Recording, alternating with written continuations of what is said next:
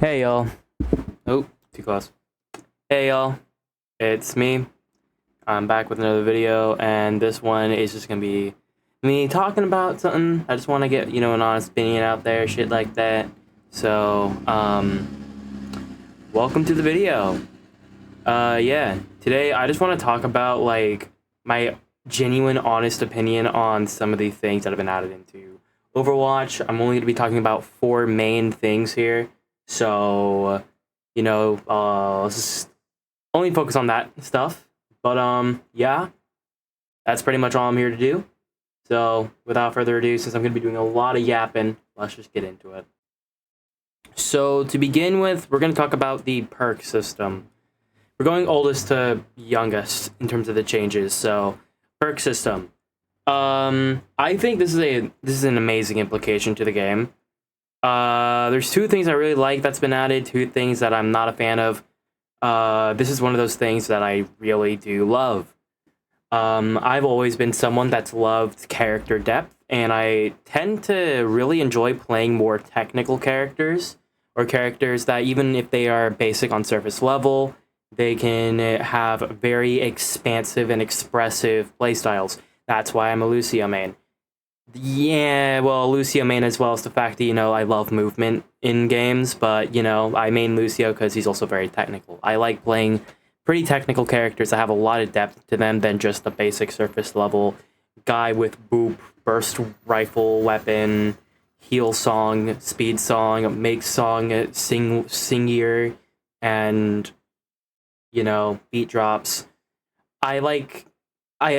It's not just, something that's surface level. It's much more of a very expressive thing because obviously the wall riding mechanics and stuff, right?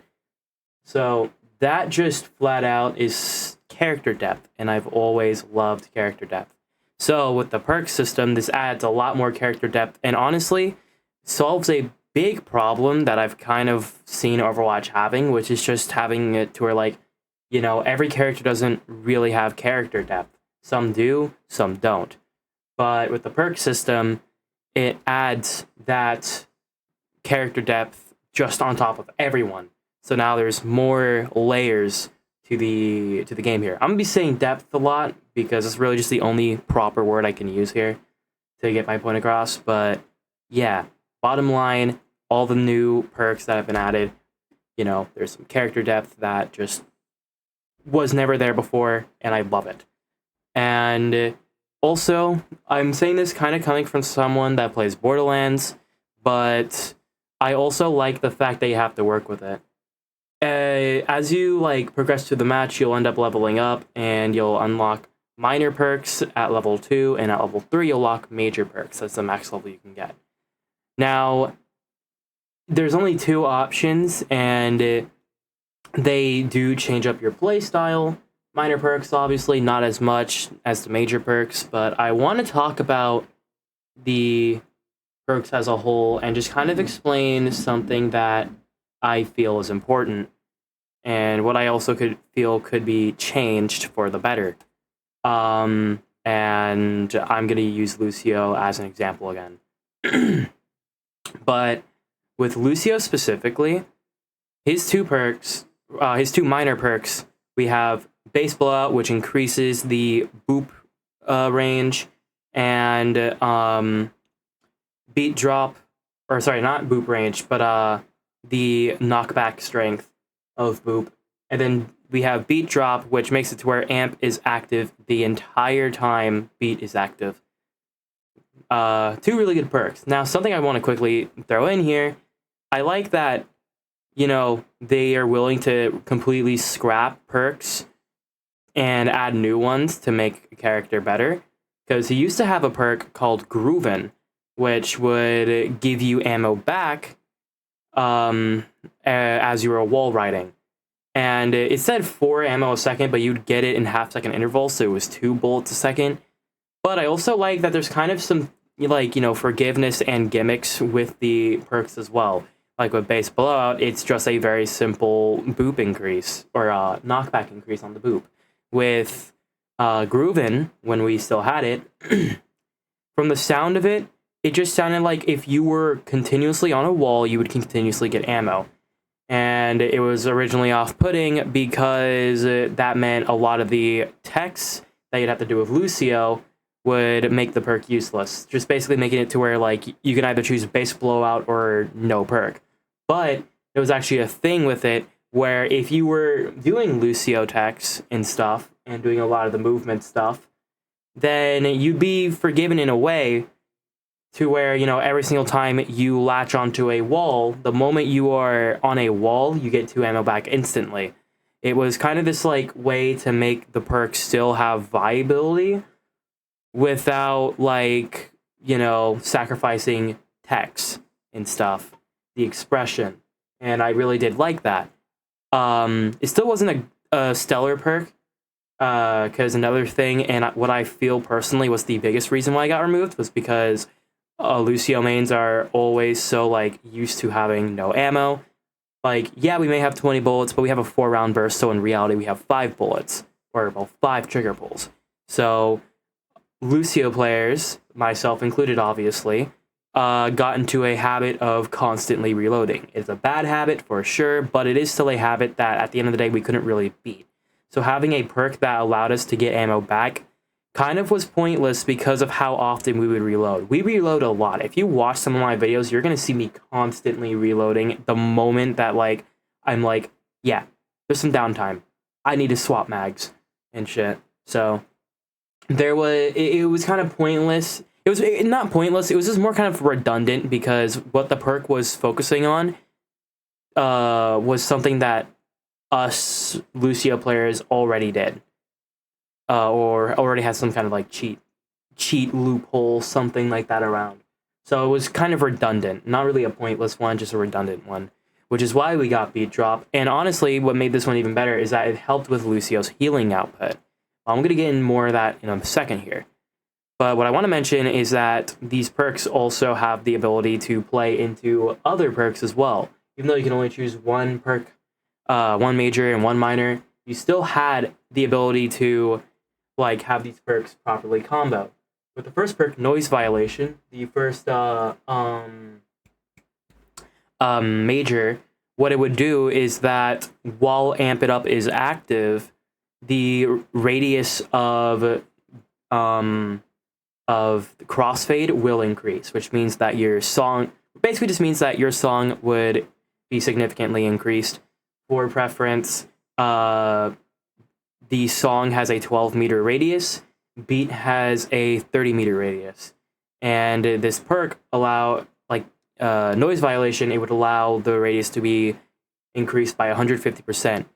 So it's a 2.5 times. So we would essentially, during the entirety of AMP, have a 30-meter radius. What this perk is really good for is just flat out like making sure that everyone can get healed, having a big healing radius. That way, you know, when your healing really matters. And when it's at its strongest, it becomes stronger because you're not really as limited to range, which is why I do personally choose this perk over the other. And it's also good for, like, you know, if your team has fully respawned, you don't really have to be anchored and sticking with your team just to taxi. You can instead go on ahead because with the speed amp, you get the increased radius, which means that not taxiing your team is a lot more forgiving because you have a larger radius for the important taxi. So that in itself helped a lot. But I personally, one thing that, especially to me, I find fascinating is that the fact that beat drop will synergize incredibly well with Noise Violation, because it just says at any time amp is active, and since you have amp active during beat, that means the radius of your beat, your noise violation would extend there because amp was considered active due to beat drop. And on top of that, beat drop itself was also a really good perk. Is a really good perk for, like, you know, cycling your cooldowns properly. You can amp, wait like 2 seconds, beat drop, wait another 2 seconds, you have amp back. Or you have amp back. So you get basically 3 noise violations like in 12 seconds, which was really a deal breaker. it's still a great perk, but obviously I'm gonna be choosing Boop over anything. But I do choose Noise Violation because of it's like, just the large radius is really nice and impactful. And the other perk, Accelerando, this is the perk I started using at first until I realized, to me at least, the way I liked playing, it just over complemented in a bad way. But Noise Violation would increase the fire rate of Lucio's gun by 50% during, or sorry, not Noise Violation, it's Accelerando. It would increase the gun speed by 50% for the entirety of AMP. While yes, this does basically improve damage output, it only really improves it on Lucio, and the ammo habit, or the reloading habit, kind of gets fucked over a little bit during this time. But I mean, yeah, you get more you technically cheese out more damage, but it's only just because you're shooting faster. And since that's really the only thing you're doing with this perk, and it doesn't attach to your teammates, that's why I'm not really as attracted to Accelerando anymore. That's why I like Noise Violation a little more. But all in all, even though I still think the major perks are not as good as the minor perks, I still think these are great perks for Lucio. But I'm going to be honest, I think we're kind of missing out on something. Now, before I get into this, I know that Overwatch is meant to be a much simpler game. Especially when we compare it to Marvel Rivals, this game is much more watered down. Like, Overwatch is essentially the go-to. It's approachable for everyone, and adding the perk system, while it did kind of it kind of kicked the approachability of the game a bit. In return, it enhanced the depth of the game, which again is important. Sometimes approachability needs to be sacrificed for the depth, and I understand with what I'm going to say here. Essentially, the same thing will happen if it does end up legitimately happening. Right now, this is just a theory and stuff. Something I'm just a concept. It's the word. But regardless, though, I do want to say this. I think we can add another layer of perks. I think we can have moderate perks. And I think there's a lot of ways we can change this around. So the reason I want this is mainly for, another chance at making perk synergy. Because some characters do not really have good perk synergy. And I'll be honest, some characters that did have good, perks. I'm using Reinhardt, for example, here. Fiery Uptake was a great perk. I love that perk. And I'm so pissed that it got replaced.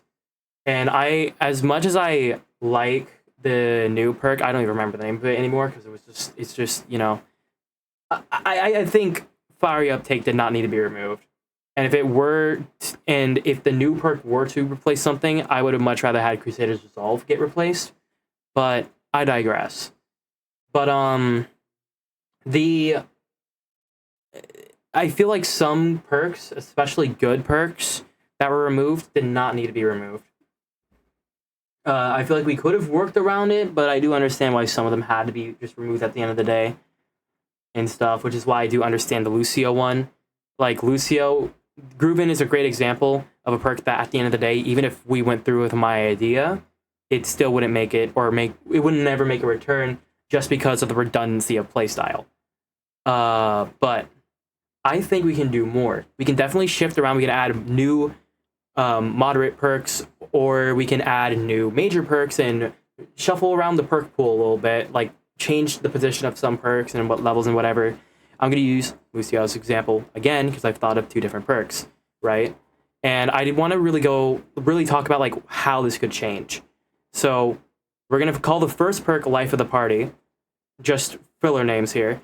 But this perk will reduce the boop cooldown by a quarter second for every enemy that you've hit with boop, and every single time you boop, everybody within the radius of crossfade will get 25 healing.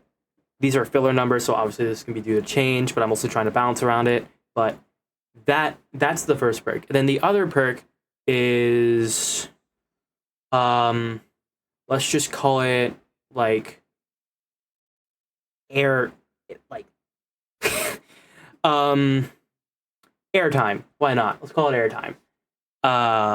This makes it to where Lucio will get a double jump and and the ability to he gets a double jump every time he hops off a wall. It resets every time he gets back onto a wall. The double jump isn't gonna be that crazy, but it also allows him to he can boop. When he uses boop, he kind of knocks himself back a bit, right? And yes, this is kind of inspired by, well, this one is directly inspired by Stadium because I'll get into it a little later, but Stadium does have some perks.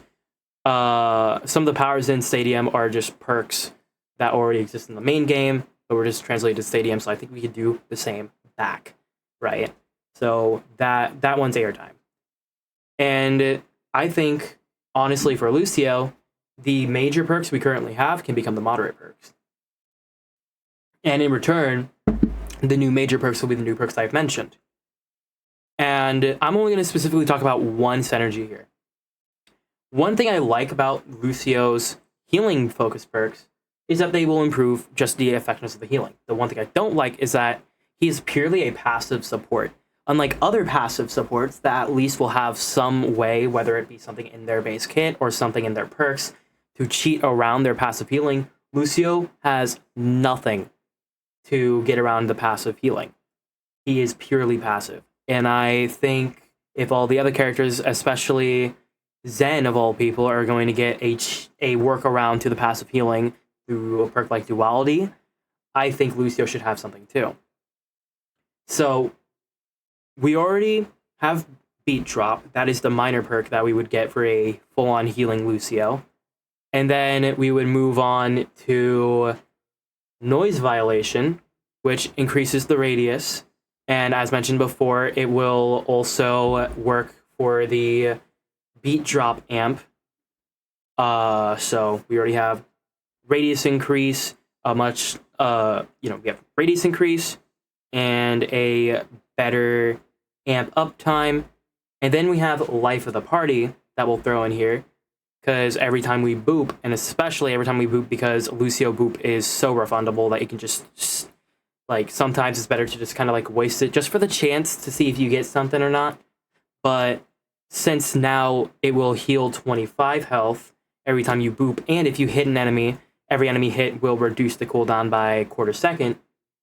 That means that within that radius, since it only affects crossfade radius, which means on top of Noise Violation and Beat Drop consistencies and whatever, all these together help Life of the Party become even more effective of a major perk, and it actually gives something that Lucio has been severely lacking: some form of burst healing. 25 health is not a lot of healing. And this is dropped down for two reasons. One, because of how refundable Boop is, especially with the secondary effect of the perk, giving Boop reduced cooldown for every enemy hit. But another is just the ability to, actually have a more responsive form of healing. We gotta remember he is a passive support at the end of the day.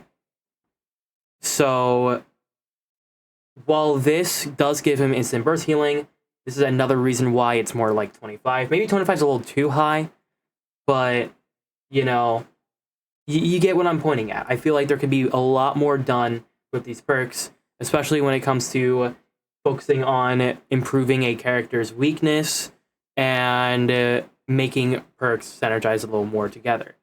That I feel like is something that can be done for the perk system in Overwatch. I think that'll be a very nice thing to change up. So that is my standpoint on that. Other than that, perk system, if I'm going to rate it out of 10, I love it. I still think there can be some improvement, but I love it a lot. I'll give it an 8.5, right? Because there's definitely a lot of opportunity with this, and it can be severely improved. And developers truly are working to improve this perk system. They seem to be trying to balance out a lot of perks. They will need to remove some of them because at the end of the day, some of them are just not too good, I still say. But that is, you know, not in our hands. But yeah, perk system, pretty good. Okay, next thing I'm going to talk about is probably going to be the shortest part of the video. But let's talk about Stadium. Now, Stadium came after the perk system. And even though personally I'm not really a Stadium gamer, it's not really my cup of tea, or in this case, coffee, because yeah, it's still a great addition to the game. And the fact that even though it's a separate game mode, it still has its own separate gameplay loop, and it is treated as a core game mode as well. I like the addition of Stadium. The ability to build your own character, especially off of what your character already excels at and stuff, I love it. I have that super booper Lucio build where I just basically just grab the enemy and just fucking throw him to the wall. It's a beautiful build that I have crafted, and it is in a game mode that allows that to happen. So, I for sure love Stadium.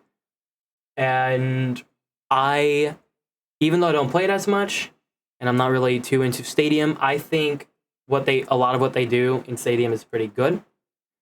Now, my only gripe is I think it makes, if we're looking at a balance perspective, it makes problematic characters a lot more problematic. Or it makes characters that were on a verge of being problematic to what the fuck, right? So, for example, let's start off with Kiriko. There's not really a lot of things in Stadium, at least as of the current time making this video, that are able to really play around a Suzu. Suzu is still incredibly strong. So why do we need 2 charges as an upgrade? Like, what's the thought process there? Another one, and I don't remember what exactly this one does, but an example of the other thing I'm mentioning here, like, even though Ana is already such a fucking annoying pest in base game, in Stadium she's actually just unholy. Tell me why we were making Sleep Dart explosive. Like, why is there a radius on Sleep Dart?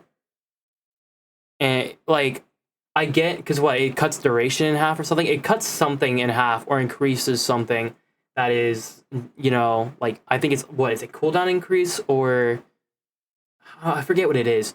I forget what the upgrade does, but, like, it does have a drawback, yeah, but it's not really that crazy of a drawback.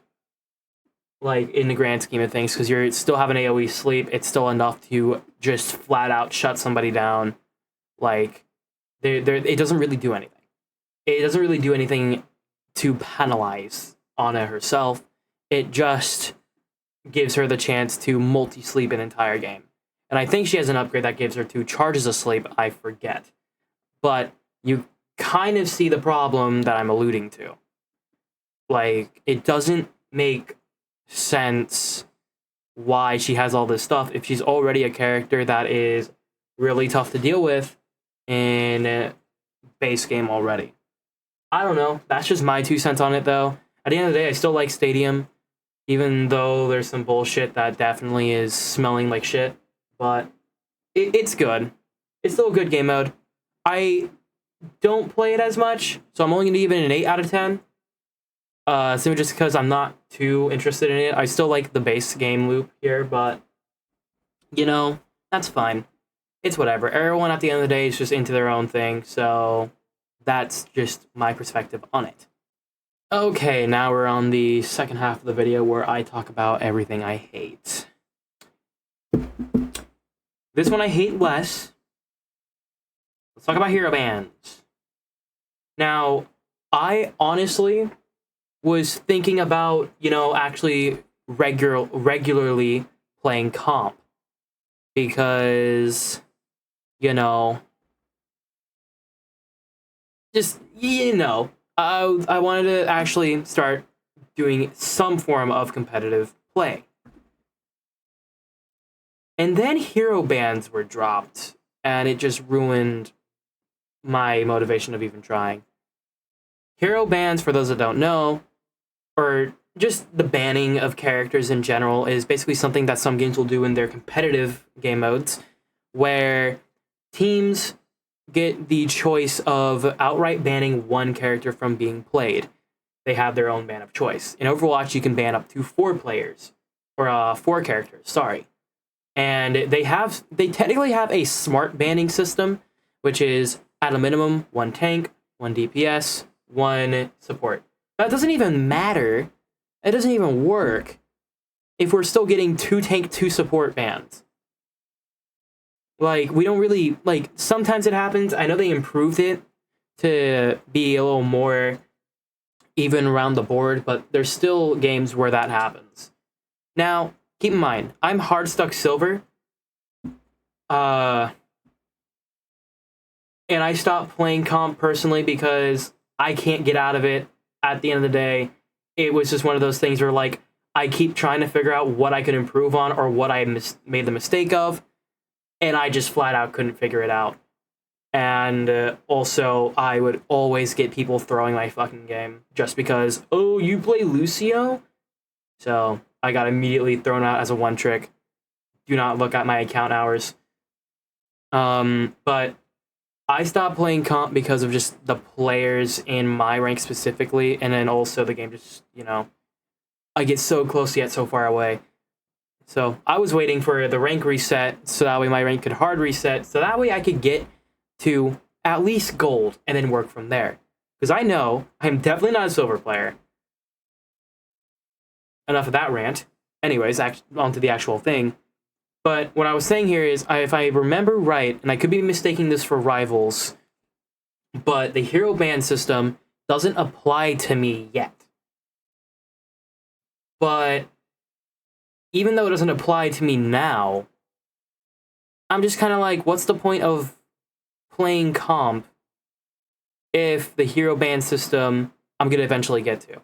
Now, I haven't explained the reason why I hate the hero ban system, so I'll explain it here. The reason I hate hero ban system in any game, a lot of the time, it can just straight up screw over an entire team, and I just feel like it's not that fair. At the end of the day, it's one of those things where you just gotta, like, play what you're going against, and, like, too bad, so sad, right? Like, in a competitive standpoint, you gotta work with what you're working with here, right? And I think hero banning systems essentially cheese out that whole, like, learning how to play against certain things type thing. Like, yeah, I understand you have quick play for that, but people in quick play will always play differently compared to people in competitive.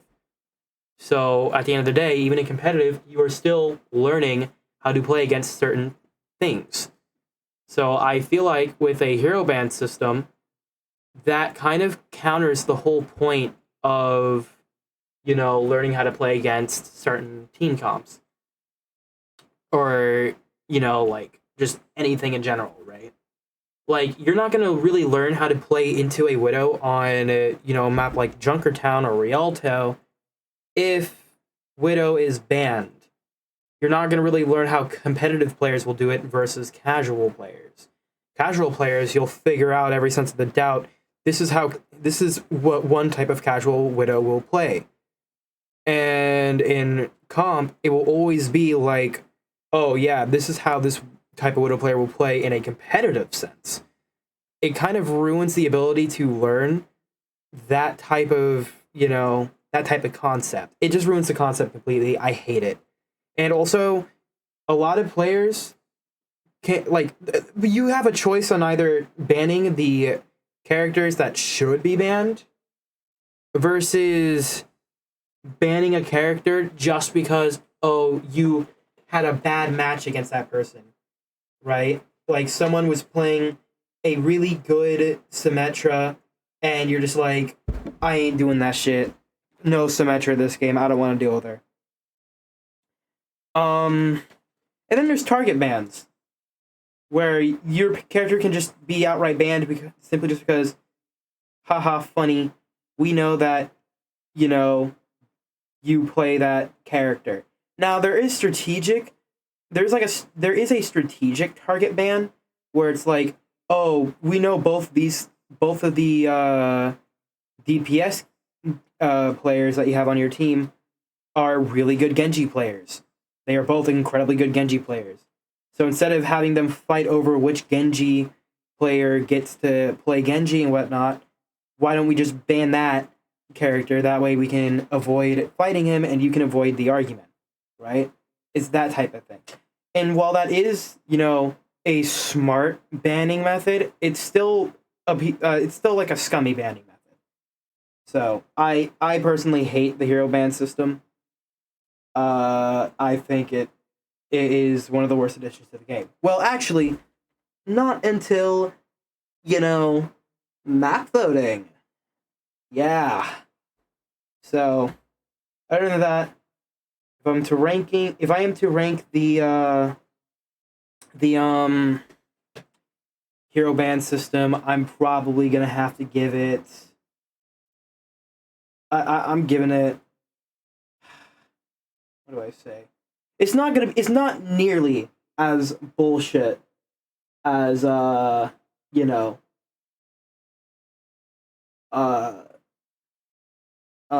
it's not nearly as bullshit as the map voting system, but it is still some of the dumbest fucking things ever made. And I always hate games that have that. So, yeah.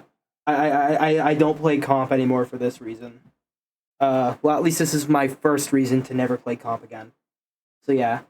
I'm giving this... All things compared, I'm giving this a 4 out of 10. There's a lot of benefit of the doubt stuff that's like, changing my opinion and stuff. But, like, still, it's just not...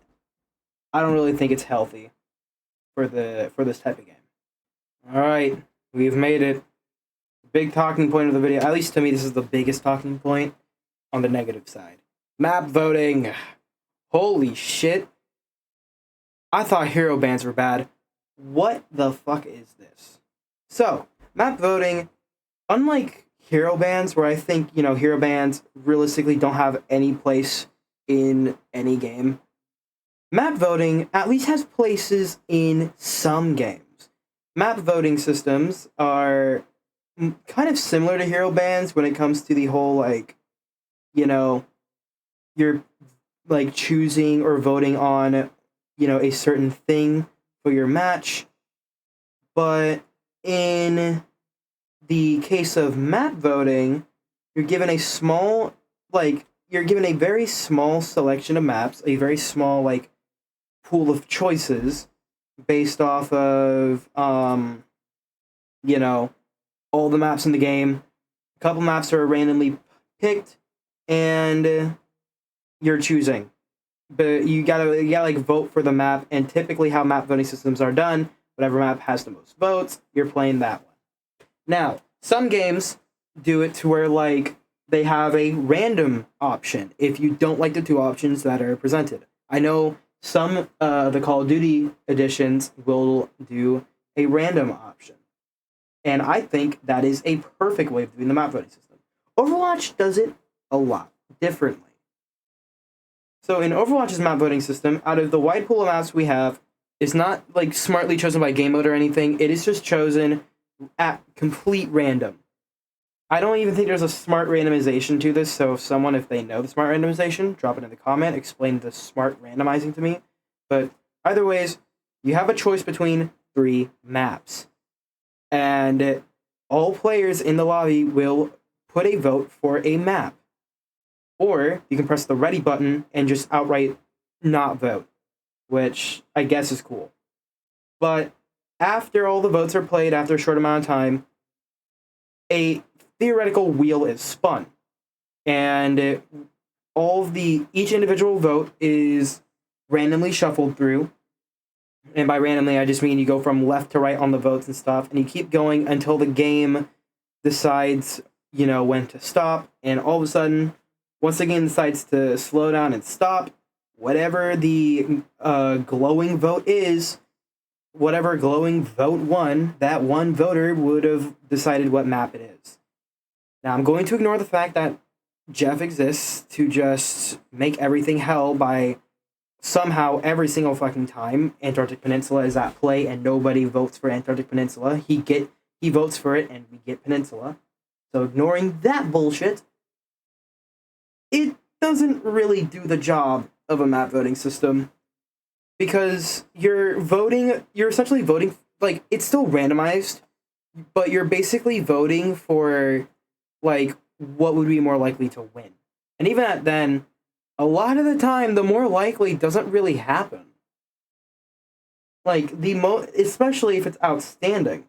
Then it's just like, typically, one vote wins over 9 votes. And it's so fucking strange. And it doesn't even help the fact that the most common, at least in my experience, the most common maps that we are able to vote on are the worst maps in the fight. Like, you're not going to convince me there's a living soul that likes Busan. You're not going to convince me. If you say that you like Busan, you are paid by the CIA just to ruin my day. Like, there's no way. You're a liar. Like, be honest and hate Busan or draw 25. That is literally the only options here. But I digress, I guess. Anyways, I think there's gonna be a lot of similar reasons to the the hero band stuff. It ruins a lot of the fun and stuff of learning. But I'm gonna be even more crucial on map voting system. So I'm gonna first go ahead and point out a lot of the obvious things that, especially, I'm expecting a lot of you guys to talk about. But learning the maps is a major thing in any game. And you can say, well, maybe go into a custom game and learn the maps, or practice against AI to learn the maps. Like, go offline, learn all the map stuff, and from there, bop-a-da-boop. You learn the map. Yeah, you learn the map, at least the layout. Sure, you can figure out some sight lines and some angles and all that stuff, but you don't really learn what's the most important in a custom game. And while practicing versus an AI helps, it doesn't help that much. But let's talk about the better stuff. The more important, crucial details. Learning how to play on every map is crucial. That way you know what you should be doing on each map, as well as what you should do on each character versus each character, and how those characters are going to play based off whatever. There's a lot of things you need to keep in mind.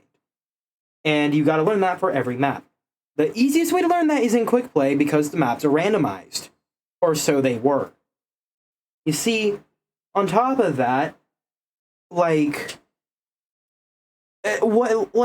top of that, there are maps that, yeah, you are incredibly familiar with, maps that you're not familiar with. I'm gonna be honest, I'm not really familiar with Junkertown. Junkertown is a map that I struggle on, only because I'm not really familiar with how to move around it on both sides of the wheel here.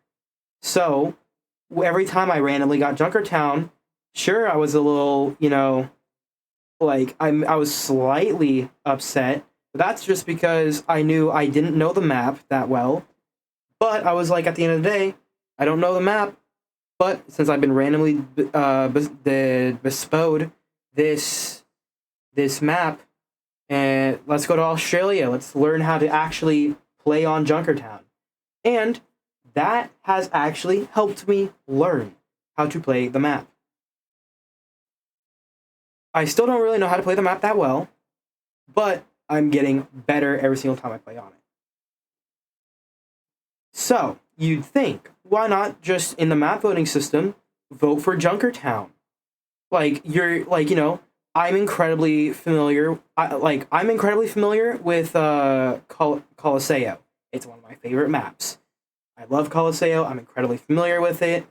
Why not play there's Colosseo is one of the options, and then there's Hollywood. I'm not like I like the map. It looks nice, but I'm not like, oh yeah, I'm incredibly good on this map. I still need to learn some bits about the map, but I am familiar enough. And then Junkertown, I'm not really familiar with. You know, like why not just pick the map you're not familiar with if you want to learn the map? And to that point, I say, in that situation, because I'm not gonna act like I'm some saint and will always pick the maps that I'm not gonna act like a saint and say I don't pick the maps that I like and shit, right? Like I'm not gonna sit here and say that.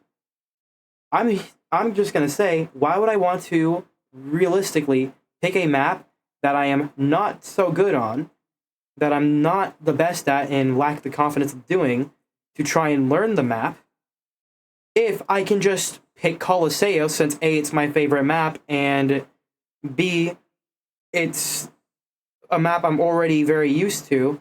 And on top of that, let's just say I'm playing Lucio. I know how to play Lucio on Colosseo. Like, it may not be the best map for him, but I still know how to play him on that map really well. So it's kind of like, why would I want to choose a map that I don't really know how to play on?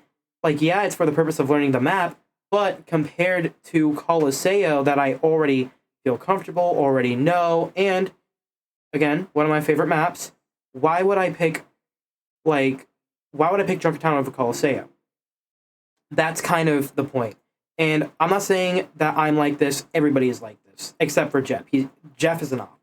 But other than that, like, why would I want to pick the map that I want to learn if I can just easily cheese out the map vote and be like, oh yeah, I mean, I could do this map that I struggle on so I can learn it, or I can just go to the Colosseum in Rome, right? It's just like, no matter what argument you can try to spin for that, at the end of the day, it doesn't matter. You're gonna pick the maps that you want to play on, that because you're good at those maps. I don't want to play on Junkertown simply just because I'm not good at it. I would, if the map voting system wasn't the way it was, I'd be willing to, play Junkertown. Which is why I like it when a map is randomly chosen by the game. Because I don't have the ability to cheese out the map. I don't have the ability to cheese out what map is going to be. I just know that, oh, we're loading into the game. Oh, we're on Junkertown. Oh, time to learn. I'm going to suck. We probably might lose, but I'm going to lose learning. So, like, I especially think in a hero-based team shooter, like, when you find maps that your character excels in, obviously you're going to want to do those maps and whatever. So at the end of the day, I think the map voting system, it just cheeses out the learning aspect of the game. Like, both hero bands and map voting cheese out the learning aspect of this game. And it makes it less approachable from a learning standpoint if you want to learn all the layers of the game, right? And yeah, you get to dodge hero bans in quick play, but for some reason you don't get to dodge map votes. Like, huh? What sense does that make? So, yeah, it's just kind of like, I don't know. I just think it's kind of bullshit. The ability to just cheese out what map you want, and besides, it also, even the randomness behind it is also like, just kind of it's not fun, because the smart randomization of how the random maps were before map voting was, you're more likely to get a map that you haven't played on within the last 24 hours, I want to say. So like, if you started off playing if you started day one playing on Rialto, You randomly get Rialto, boom, you're going to play on Rialto in the beginning of day 1. At the end of day 1, you roll on to day 2 after playing a couple maps. A lot of those maps you're going to be less likely to get, especially the maps towards the last map that you played.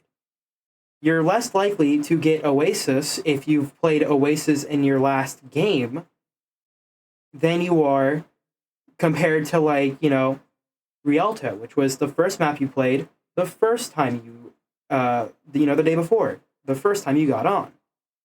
So it's kind of just like a thing of, like, you know, the only smart randomization that the game had was just based off the player. You are more likely to play on this map because of these conditions. And typically you'd get matched up with players that meet very similar conditions. So I feel like with that smart randomization, I think that really made learning the different maps a lot more fun. And I'll be honest, randomly getting Busan versus having to lose a map vote to Busan, like, the difference is night and fucking day. But I digress. I guess we want to play on the shitty mecha base map because, well, I ain't got a goddamn clue as to why. But again, Overwatch players are lobotomites, so I shouldn't be surprised nonetheless. But yeah, it really kills it for me. I'll be honest, I haven't really been having as much fun on Overwatch recently as I would love to have. And I would have honestly made a shift to Rivals. My only thing is, though, Rivals is obviously a more layered game. There's not as many maps, which, you know, I mean, it's not that big of a deal, but, you know, I would like there to be more maps and stuff. That way it feels more random since there's no map voting. I'm never going to play comp in that game because of hero bans. I think, I will always say hero bans are bullshit.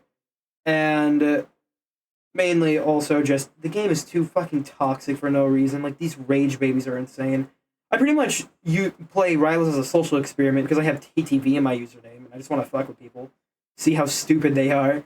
But yeah, it's just like, I don't know, man. Overwatch just, like, I'm still fun. I still have a ton of fun in the game, don't get me wrong. It's just, a lot of that fun has been really toned out because of the map voting system mainly. Hero bans was completely fine because they're just going to be like, okay, well, I mainly played really nothing but quick play anyways. So I won't have to suffer trying to get out of silver with fucking brain dead teammates. Like, I'm completely fine with just being a quick play warrior. But now quick play is kind of jeopardized because map voting is not a good map voting system. It's a unique map voting system, but what's the point of having a map voting system if the map voting is still going to be completely randomized? It just makes no sense. So I think, if I'm putting this out of 10, this is a negative 3 million. I really think they just need to remove the map voting system. It will improve the game. I know some players are liking the map voting system, and those are the players that just they just suck. I'm going to say it flat out. If you like the map voting system in Overwatch, you're just not confident in your skill. You just flat out suck. If you are cognizant about your skill, you suck a little less because you at least are aware that you suck at the game. But yeah, I feel like the map voting system, like, at all, you're just fucking garbage at the game. I'm sorry. Like, that's just, I don't make the rules, bro. Like, the map voting system is just not it. It cheeses out so much core stuff to the game. I can't remember the last time that I was able to play on. Well, I don't even remember the map. That's how long it's been since I've played on that map because of the map voting system. I'm trying to remember, and I can't even remember. Fucking Runasapi, was it? I think it was Runasapi. I haven't played on Runasapi in, like, the longest time. And maybe from today's stream, I played Runasapi, and it's just because I haven't played it in so long that I've forgotten about it completely. And also, you play a lot of times since you know, a lot of the players are going to, a majority of the player base loves, like, very specific maps. then a lot of the time you kind of just get back-to-backs. Like, I got a back-to-back Root game. Route 66, and then into another Route 66. And it was both attack games. It's just kind of like, that stuff will now start to get boring. I like Route as a map. Route 66 is pretty good, but I'm starting to like it less because of how much I have to play on it. It's just not a... This is the least healthy thing that's been added to the game. So, yeah, this is just flat out a 0 out of any number imaginable. This game, this map voting system just fucking blows. And I really hope Blizzard is able to undo the map voting system. But since Activision is still, unfortunately, at play, and they own Blizzard, you know, a lot of these decisions have to be ran through them. And probably the only reason they ran through it was because of the rage babies on the internet being like, oh, well, we need a map voting system because a lot of the maps are not fun to play and stuff. It's like, don't cater to just the fucking whiners, bro. Typically, I would have pulled out a, it's because of the rank 1 top 500 streamers that are always complaining about the fact that the game isn't perfect, even though they're top 500. Why the fuck are they complaining about the game not being that balanced? You're already good at the game. It's just like, I don't know, man. This is not one of those situations where it's just blatantly top 500 fault. It's just the fault of, like, holy fucking, like, just the people that cannot learn how to do good on certain maps. Like, as much as I bitch about Busan, I still at least try to figure out how to play on that fucking garbage map. I'm pretty convinced there's no way to play properly on Mega Base, because I'm pretty sure everybody else does not have a clue what they're doing. But, you know, we still try to figure out a way to play on it. And, yeah, it's just kind of whatever. But, yeah. And boom, that's the end of the video. At the end of the day, the way I see these mechanics and all this stuff that's been added, the way I see it, remove hero bans and map voting, and let's add extra layers to the perk system. Other than that, Stadium is just not the game mode for me, but it's still an amazing addition to the game nonetheless. That's pretty much it. Sorry, this is a pretty long video. I decided I just, you know, didn't want to edit all the pauses and stuff. But I wanted to make this video because I just wanted to, like, talk about how I'm feeling about the game so far, with all these major changes.